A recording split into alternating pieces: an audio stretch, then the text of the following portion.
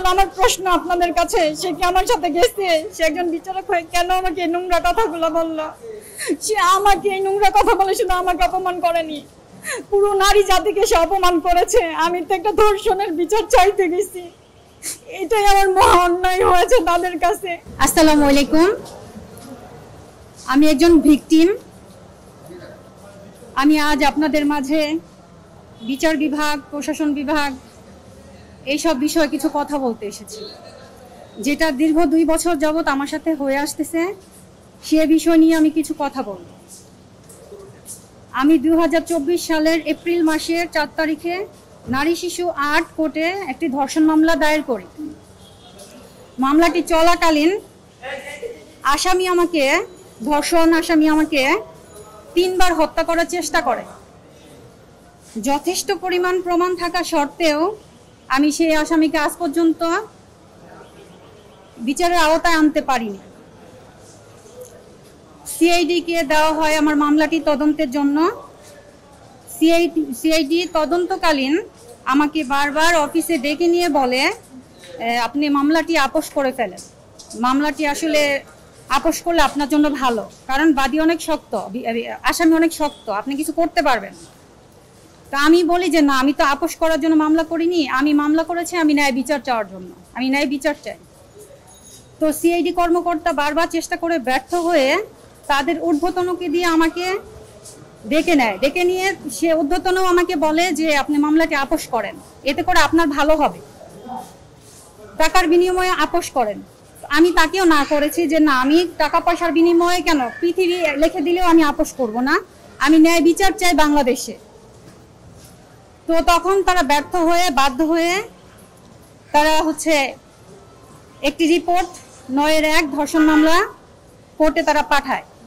হ্যাঁ, তার আগে একটু কথা বলি, সেটা এই সিআইডিটা যে ঘুষ নিয়েছে মোটা অঙ্কে, তার একটি রিপোর্টও করেছে দেশ টিভি। দেশ টিভিতে একটা রিপোর্ট আছে তাদের এই ঘুষ লেনদেনের বিষয়ে। তো মামলার রিপোর্ট গেল কোর্টে 2 বছর পরে। 2 বছর পরে কোর্টে গেলে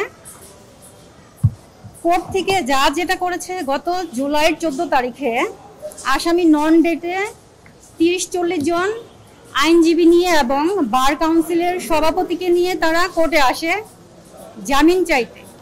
জামিন চাইতে আসলে তারা যেহেতু নন ডেটে এসেছে, আমার লয়ার ছিল না। এরপরে আমি আমার অ্যাডভোকেটকে জরুরি ফোন দিয়ে তাকে আনি এবং সে অনেক তাড়াহুড়া করে এসে কোর্টে দাঁড়ালে তাদের এই 40-50 জনের ভিড়ে আমার লয়ারকে কথা বলতে সুযোগ দেওয়া হয় না। বিচারক একটাই কথা বলে, আপনারা মামলাটা আপোষ করেন। ধর্ষণ মামলা 9-1 বলে আপনারা আপোষ করেন। তো আমি বলছি, স্যার আমি বিচার চাইতে আসছি, আমি মামলার কোনো আপোষ করতে আসিনি। আপোষ করলে তো সিআইডি ডাকছে, আমি তখনই করতে পারতাম, বা আরো অনেকের মাধ্যমে তারা আপোষ করার চেষ্টা করেছে, আমি করিনি।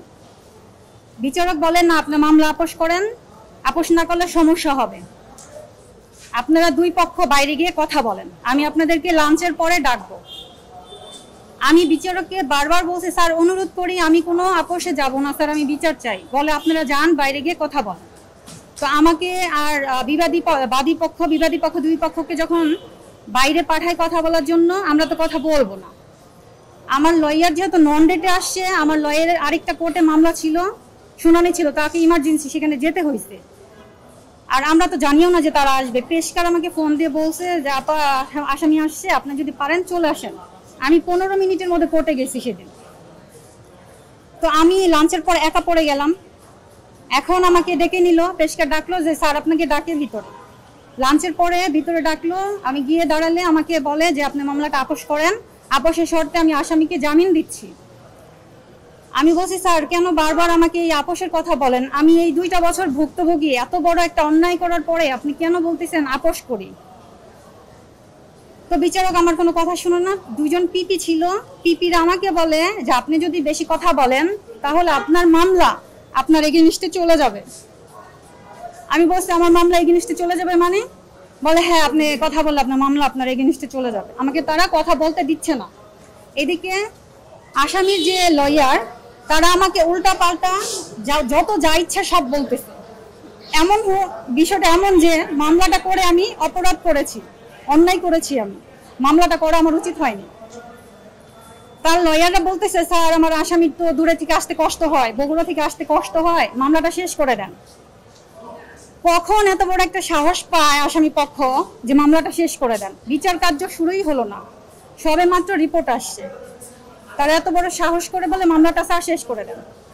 আর বিচারক বলতেছে যান আপোষের শর্তে জামিন দিয়ে দিচ্ছে, আপনারা আপোষ করেন, ভালো একটা আপোষ করে দিন। আমি বিচারককে বারবার বলি স্যার আমি বিচার চাই, দেখেন আমার সাথে যে জঘন্যতম ঘটনা ঘটছে, 3 বার আমাকে হত্যা করার চেষ্টা করছে, দেশ টিভিতে নিউজও হয়েছে তারা যে ঘুষ লেনদেন করছে, আর তারা আমাকে এখনো হুমকি ধামকি দিয়েই যাচ্ছে, আমার কাছে কল রেকর্ড আছে। আসামি বললে আমার ক্ষতি হবে, বড় ধরনের ক্ষতি হবে। এত কিছুর পরেও স্যার আপনি যে আসামিকে যদি আপনি বাইরে রাখেন আমাকে হত্যা করবে, আমাকে হত্যা করলে স্যার তখন কি হবে? তখন কি আপনি বিচার করবেন? বলে হ্যাঁ আমি তখন বিচার করব, যদি হত্যা করে আমি তখন বিচার করব। এটা বলার পরে আমি বলছি স্যার আমি কিছুতে আপোষ করব না, আমি মরে গেলে আপোষ করবো না, আমি আপোষের নাই। এই বিচারক বলে আমাকে আপনি হোটেলে গেছেন, নোংরা কাজ করছেন, আপনি নোংরা মহিলা, আপনি এগুলো করে বেড়ান। আচ্ছা আমার কথা হচ্ছে বাংলাদেশের কাছে, আইন বিভাগের কাছে, উনি একজন বিচারক হয়ে কি আমাকে নোংরা কথা বলার অধিকার রাখে? একজন বিচারক আমাকে নোংরা কথা বলার অধিকার রাখে? সে কি আমার সাথে গিয়েছিল? সে কি জানে আমি এগুলো করছি? সে কিভাবে আমাকে এই নোংরা কথাগুলো বললো? সে এত কঠিন নোংরা কথা বলে কি করছে?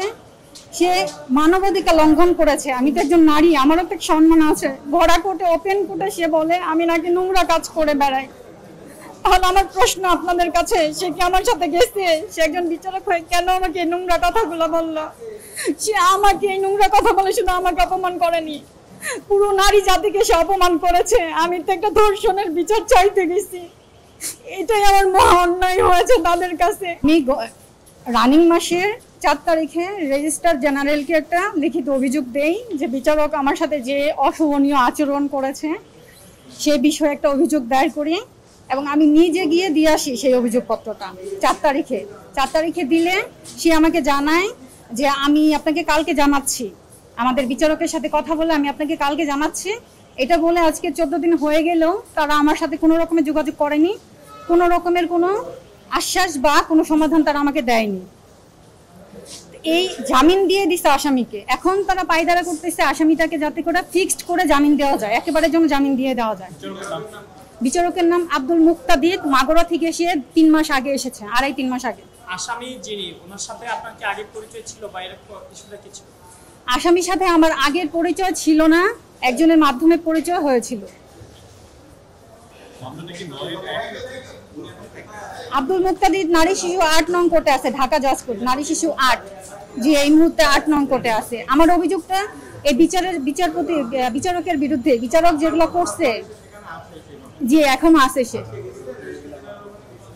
আমি 4 তারিখে গিয়েছি, ওনারা আমাকে না আজকে যায়নি, আমাকে তারা জানিয়েছে আমাকে তারা ফোন দিবে এবং জানাবে, কিন্তু আমাকে 14 দিন হয়ে গেলেও তারা কোনো কিছুই জানায়নি।